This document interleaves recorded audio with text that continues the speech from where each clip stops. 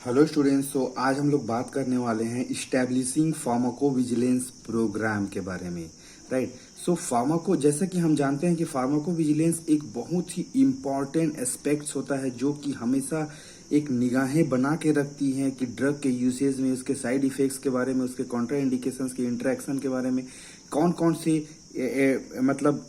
Events हो सकते हैं during the treatment, during the medications. तो इसको इस्टेब्लिश करने के लिए कौन कौन से प्रोग्राम्स ऑर्गेनाइज हो सकते हैं उसके बारे में बेसिकली बात होने वाली है। तो आज का टॉपिक है इस्टेब्लिशिंग फार्माकोविजिलेंस प्रोग्राम। तो बेसिकली ये होता क्या है? It involves implementing systems and process to monitor, evaluate and manage the safety of pharmaceutical products throughout their life cycle, assess, understand and prevent adverse effects. Right. So यह एक system होता है, एक प्रोसेस होता है ड्रग को monitor करने के लिए, उसको इवेलुएट करने के लिए, उसको मैनेज करने के लिए। किस रिगार्ड्स में? उसके सेफ्टी के लिए, जब पर्टिकुलर फार्मास्यूटिकल प्रोडक्ट के सेफ्टी के लिए, उसके पूरे लाइफ साइकिल में उसको अंडरस्टैंड करने के लिए। और basically the intention is to prevent और minimize the adverse effects which can be possible. Right. तो इसको बोलते हैं फार्माकोविजिलेंस प्रोग्राम। राइट। सो जब हम उसको इस्टेब्लिश करते हैं तो वो कहाँ कहाँ पे इस्टेब्लिश हो सकता है, किस तरह से नेटवर्किंग का, जो इंफॉर्मेशन का जो नेटवर्किंग है वो हो सकता है, और किस तरह से जो इंफॉर्मेशन का एक्सचेंज हो सकता है, ताकि किसी भी देश के किसी भी कोने में अगर कोई इफेक्ट हुआ तो वह एक स्पेसिफिक टाइम में सारे लोगों को पता चल जाए वर्ल्ड वाइड। तो इस तरह से हम उसको, या फिर लोकेलिटी में पूरे पॉपुलेशंस को ये बारे में पता चल जाए कि मतलब हर कोई उसको एक्सपीरियंस करके ही ना समझे। ठीक है, बेसिकली वो चीज है। तो जब हम इसको इस्टेब्लिशिंग इन हॉस्पिटल की बात करते हैं, ये मेन टॉपिक है, establishing in hospital like pharmacovigilance programme. तो व्हाट इट कैन बी? तो it involves creating protocols and systems to monitor and manage the safety of medications used within the hospitals, including procedures for the reporting, procedure for the evaluating adverse drug reactions, and a procedure for the medication error. Right. How we can minimize this? तो एक जो hospital, यहाँ पे जब pharmacovigilance programme की establish करने के बाद जब हॉस्पिटल में हो रही होती है तो हॉस्पिटल का एक नेटवर्क रहता है, एक कम्युनिकेशन सिस्टम रहता है जिससे वो इंफॉर्मेशंस को डिफरेंट प्रोफेशनल्स तक पहुंचा सकें। राइट। एक तरह का प्रोटोकॉल होता है, एक प्लान ऑफ वर्क होता है, एक सिस्टम होता है मॉनिटर करने के लिए उसके सेफ्टी को, मेडिकेशन के सेफ्टी को। राइट। इसमें प्रोसीजर्स हो सकते हैं, और प्रोसीजर फॉर रिपोर्टिंग और procedure for evaluating the drug, adverse drug reactions, क्या हुआ, मेडिकेशन इधर ज्यादा दे दिया गया, डोज कम दे दिया गया, कौन कौन से एडवर्स इफेक्ट नोटिस हुए। तो ये सबको नोट करते रहेंगे तभी तो हम उसको फ्यूचर में मिनिमाइज कर पाएंगे या अदर हेल्थ प्रोफेशनल्स को बता पाएंगे। राइट। तो ये हॉस्पिटल ही एक मेन सोर्स होता है जहाँ पे जो ड्रग का यूज बहुत ही ह्यूज अमाउंट में हो रहा होता है। तो वहां से ही इंफॉर्मेशन हमको मिलता है कि कौन कौन से इवेंट्स पॉसिबल हैं और हो चुके हैं। तो उसको प्रॉपर तरीके से नोट करना है, विजिलेंस करना है। इसलिए establishing the pharmacovigilance programme in hospital is very important. तो आइए एक एक करके डिस्कस करते हैं कौन कौन से इसमें पॉइंट्स हम दे सकते हैं। तो the first one is the policy development. Right. तो जब हम पॉलिसी डेवलपमेंट की बात करते हैं, formulate a policy outlining the objective, responsibilities and the procedures for monitoring and managing medication safety within the hospitals। क्योंकि हॉस्पिटल्स में in patient, out patient, ward number 20, ICU, और ना ये बहुत सारे डिपार्टमेंट होते हैं जहाँ पे पेशेंट एडमिटेड होते हैं, और उनके ट्रीटमेंट के दौरान, उनके मेडिकेशन के दौरान बहुत सारे side effect, adverse drug reactions observe हो रहे होते हैं। ठीक है।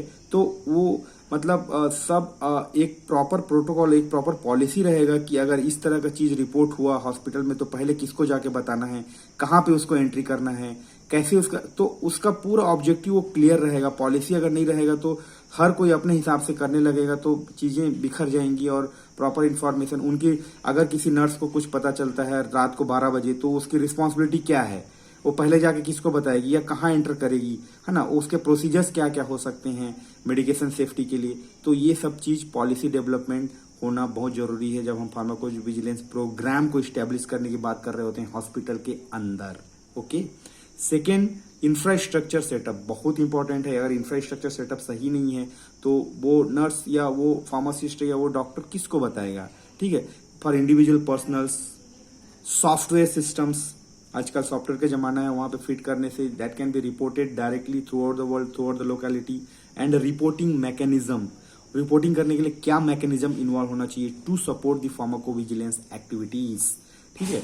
तो इंफ्रास्ट्रक्चर सेट रहना चाहिए कि अगर software is important that has to be installed in that hospital into their database, right. और एक पर्सनल्स के लिए अगर नर्स, फार्मासिस्ट और फिजिशियंस को अगर कुछ पता चलता है, वार्ड बॉय को कुछ पता चलता है, तो what they are going to do, where they are going to report, what is the mechanism of reporting, right? It is not that it will they are going to tell directly to the patient. No, what is the mechanism that has to be set up? That's what it is called, infrastructure setup. Staff training, staff should be train. अगर नया नया कोई आया है, नया कोई nurse बन गया, कोई फार्मासिस्ट बन गया, recently completed degree, if they don't know how they will do, and there is chances of error, right. So training to the health care professionals is very important. They may be physicians, doctors रहते हैं, MD MS जो भी है ना, nurses, those who are doing the duty day night, pharmacist, those who are sitting into the pharmacy, है ना, degree and diploma holder, so they have to be trained about the reporting of the pharmacovigilance to the pharmacovigilance, right? Reporting mechanism is very important. कैसे करना है, अगर कुछ चीज पता चल जाता है तो we cannot be shocked, we cannot be this happened, that happened. तो how you are going to report the thing, right? That's very important here.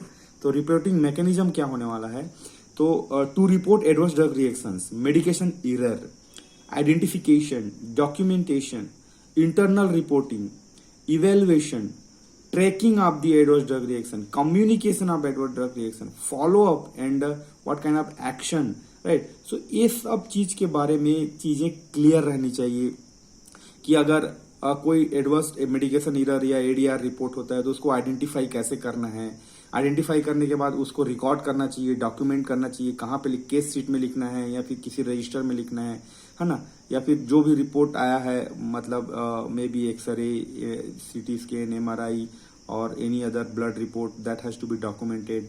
Internal reporting, अंदर में ही हॉस्पिटल के किसको बोलना, पहले डॉक्टर को बोलना, फिजिशियंस को बोलना, या फार्माकोविजिलेंस डिपार्टमेंट अगर वहाँ स्टेब्लिश है तो उसको बोलना, और उस एडीआर को कैसे इवेलुएट करना, कितना देर चला, वोमिटिंग हुआ तो कैसे हुआ, नौसिया हुआ तो कैसे हुआ, अगर वो बेहोश हो गई तो कैसे हो गई, उसको ट्रैक करना कि कौन से डोज में हम दिए थे तो ऐसा हुआ, फिर से वो डोज रिपीट नहीं करेंगे, चेंज करेंगे, क्योंकि इन्फॉर्मेशन अवेलेबल रहेगा तो अगले पेशेंट के लिए वो काम आता है। उसको कम्युनिकेट कैसे करना, अगर फार्माकोविजिलेंस टीम आप दी state level, national level, international level, ठीक है, उसके बाद उसको फॉलो अप करना है कि वैसा एडीआर अगर रिपोर्ट होता है तो क्या होना, उसके लिए कौन कौन से मेजर्स और actions has been taken, that has to be also planned properly, ठीक है।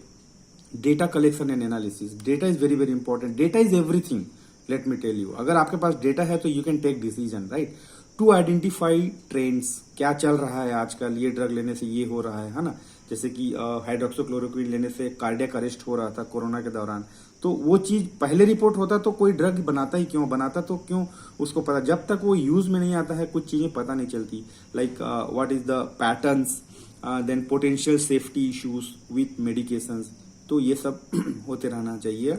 Risk assessment to evaluate the severity, hazards, exposure, vulnerability, consequences, इसको हमको प्रॉपर मॉनिटर करना चाहिए कि उसकी सीवियरिटी लेवल क्या है, बहुत सीवियर है, मॉडरेट है, माइल्ड है ना, कौन कौन से हजार्ड हो सकते, तो उसको एसेस करने की कैपेबिलिटी तभी होगी जब डेटा अवेलेबल होंगे, डेटा सामने आएंगे, तो वो जो टीम होती है, medical team, they are going to evaluate it properly, like what can be done, how can be reported, okay. Communications and collaborations बहुत जरूरी है, एक हॉस्पिटल या एक डॉक्टर डिसीजन नहीं ले सकता है, ठीक है, अगर वो लेता है तो it may not be the enough, right, with external agencies, authorities, regulatory authorities, and pharmaceutical companies to share the information कि देखिए हमारे हॉस्पिटल में ये ड्रग देने, इस डोज में देने से ये प्रॉब्लम सामने आए हैं, पेशेंट को ये हो गया, वो हो गया। तो चीजें अगर शेयर करेंगे हम, तो वो वहाँ के एक्सपर्ट्स, यहाँ के एक्सपर्ट्स आपस में डिस्कस करके एक कंक्लूजन में पहुंच सकते हैं कि as of now what can be done. ठीक है, उसमें governmental agencies also will be involve, right. उसके बाद quality assurance, accuracy and timeline, वो भी बहुत इंपॉर्टेंट है।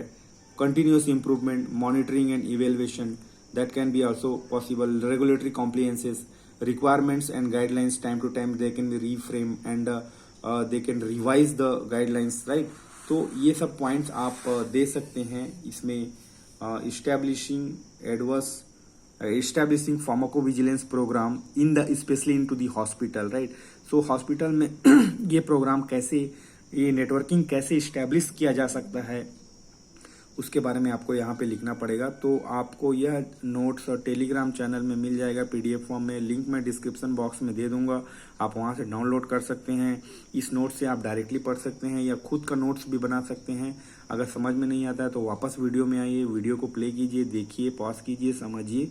All the best, thank you.